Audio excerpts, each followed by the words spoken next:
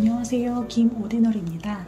오늘은 제가 30대 영끌족에 합류 기념으로 최근에 작은 집을 샀는데 집 산 기념으로라고 하기엔 좀 그렇지만 사회인으로서 종잣돈을 만들었던 경험을 영상으로 공유하고자 합니다.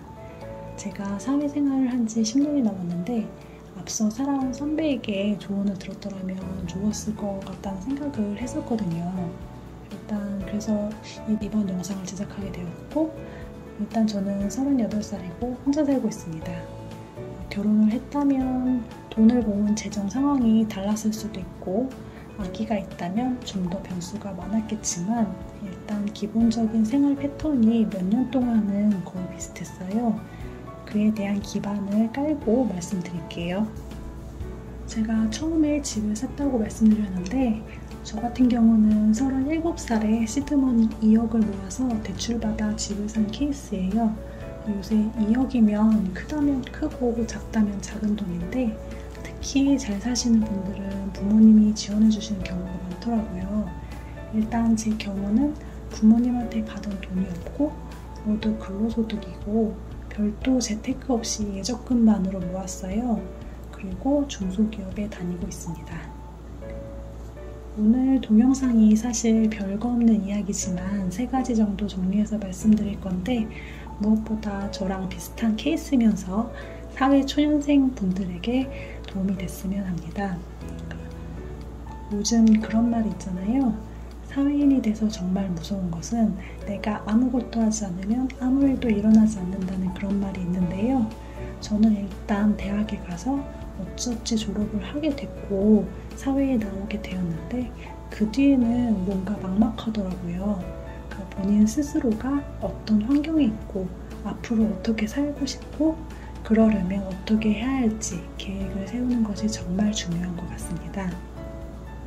저는 대학 졸업할 때 악조건이 몇 가지 있었는데 먼저 학자금이 2천 정도 있었고 20대 때는 제가 회사 보는 눈이 없어서 경력이 거의 1년 단위였어요.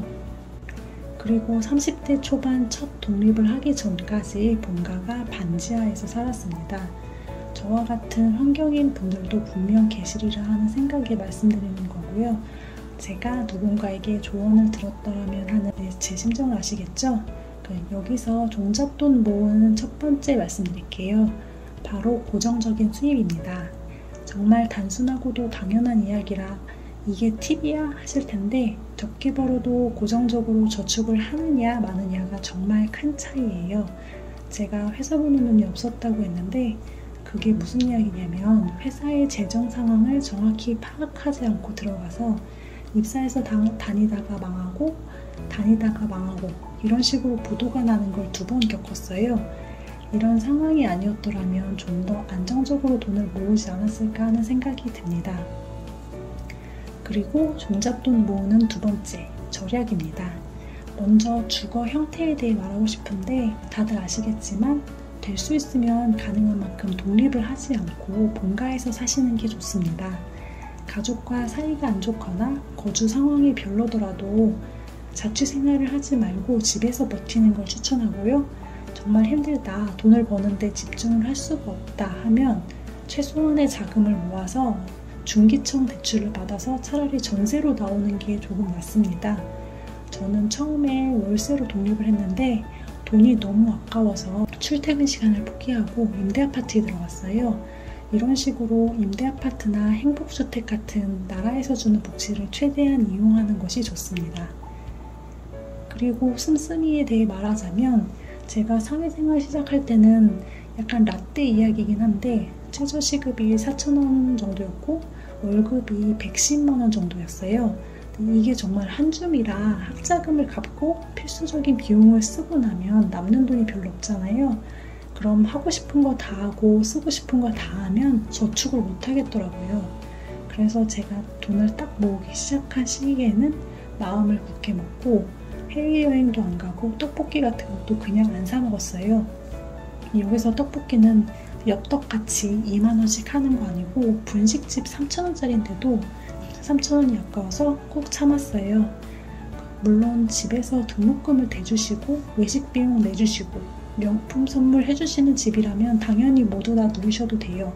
근데 저는 상황이 안 돼서 어떻게 보면 구질구질하기까지 산 거고, 그 20대 후반부터는 이게 약간 말로 하면 웃긴데 사회적 체면이 좀 있어서 여행도 가기 시작했지만 저는 그때 1,000원이 만원 되고 만원이 10만원 된다는 생각으로 아꼈습니다. 이게 가치관 차이일 수도 있는데 제가 가지고 있는 이 돈을 쓰면 얻는 게 분명 있겠죠. 순간의 행복이나 친구들과의 추억이나 커피 한 잔으로 얻는 행복이 있는데 커피 한 잔조차 못 먹는 게 인생이냐 하시는 분들도 계실 거예요. 근데 전 이걸 쓰면 나중에 돈이 없는데 그러기는 싫은 거예요. 당연한 얘기지만 둘 중 하나를 선택하는 거예요. 이 돈을 쓰느냐, 그러면 이 돈은 없는 거죠. 이 돈을 가지고 있느냐, 그러면 모을 수 있는 거예요. 혹시 그 명언 아시나요? 시드가 적으면 배달의 민족 끊는 게 수익률이 더 좋다. 적은 돈 가지고 굴린다고 주식에 넣었다가 코인에 넣었다가 근무 시간에 집중 안 되고 괜히 물려서 잃고 하지 말고 치킨 한 번 안 먹는 게 더 낫다는 말이 있잖아요.